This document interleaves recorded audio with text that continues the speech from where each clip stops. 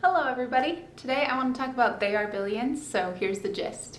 They Are Billions is a real-time strategy game set in the late 23rd century. In this game, a zombie apocalypse has ravaged the world and pretty much all of the small human settlements in North America have fallen to the infection. Oh, and because I think it's a requirement for games and movies about zombies to not actually say the word zombie, we're calling them the infected in this game.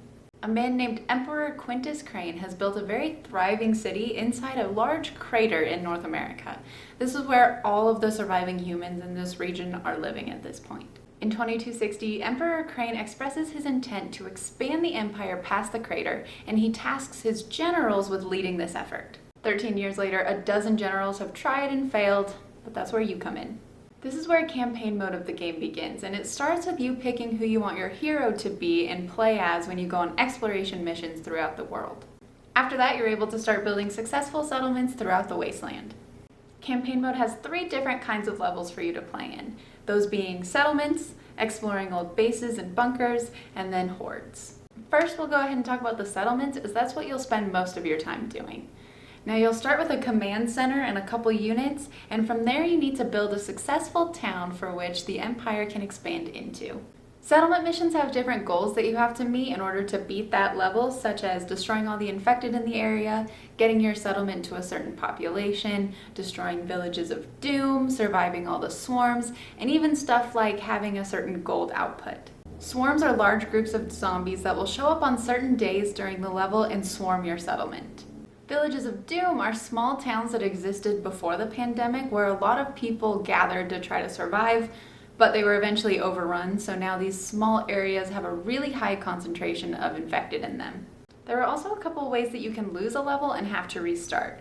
These include your command center being overrun and infected, and also most levels have a time limit. If you lose a level, you'll have to restart it, and each restart actually does decrease from your overall score when you do finally complete it. While building your settlement, you'll have to manage your resources in order to build buildings and also units. You'll have to manage your food, energy, wood, stone, and even how many workers you have. Building these settlements is really fun and basically the highlight of the game. It can be really frustrating though when you've met all the requirements, your settlement's looking lovely, but you've got one horde left to go, and it ends up being too much for you to handle. And you have to start all over.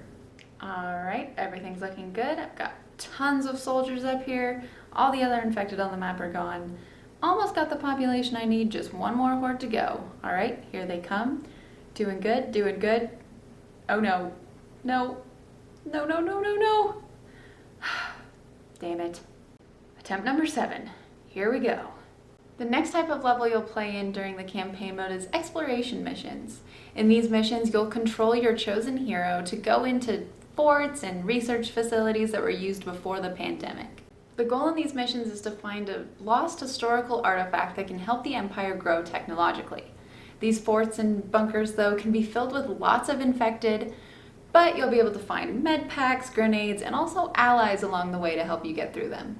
The bare minimum requirements for these missions are to get in, get the artifact, and get back out alive. But I wouldn't recommend just doing the bare minimum. During these missions, you can also collect valuable items as well as technology that was lost to the pandemic. These things will help your empire become more technologically advanced and will definitely help you in the long run. Empire points will determine how many units you're able to place down when you're fighting hordes, which we're going to talk about in just a second. And technology points help you advance through the technology tree so that you can get more advanced buildings and units. During these missions, you'll also uncover the lore of They Are Billions and find out how the infection started, as well as how, by trying to fix it, the government pretty much just made everything worse. The missions will get more and more difficult as you go, but at the end of each one, you'll be able to upgrade your heroes so that they'll be stronger. The final level type in campaign mode is hordes. Hordes are really large groups of zombies that are standing in between where you are now and your next settlement or exploration mission. During these levels, you'll have as much time as you want to place down units and defenses, and when you're ready, go ahead and click start, and that's when the horde will come. The goal of these missions is just to destroy all the infected before they're able to reach the central tower and destroy it. The hordes in these levels vary in both size as well as type of zombies that make it up. Alright, the last thing that we need to talk about when it comes to campaign mode is the technology tree, because it's very important. It will make or break your campaign. So naturally, you can use this technology tree to research more advanced buildings, building upgrades, units, and also unit abilities. Picking the right technologies is crucial, and it will make a huge difference when you're making settlements down the line. Picking the wrong advancements can make the game very difficult, if not impossible, to complete. And you can't go back and change your selections later, so choose carefully. So besides the campaign mode, there are 3 other game modes that we'll go ahead and talk about now. So the first one is survival mode.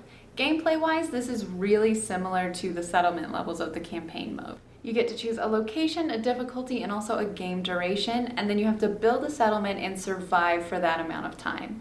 And a large horde will come on the very last day, so the longer the game duration is, the easier the game will be because you have more time to prepare for that final horde. Next game mode is Challenge of the Week. Now each week the game devs will release a survival mode-like level, but it's going to be released to everybody that plays the game, so you can try to beat the level and see how your score stacks up against everyone else that's played it.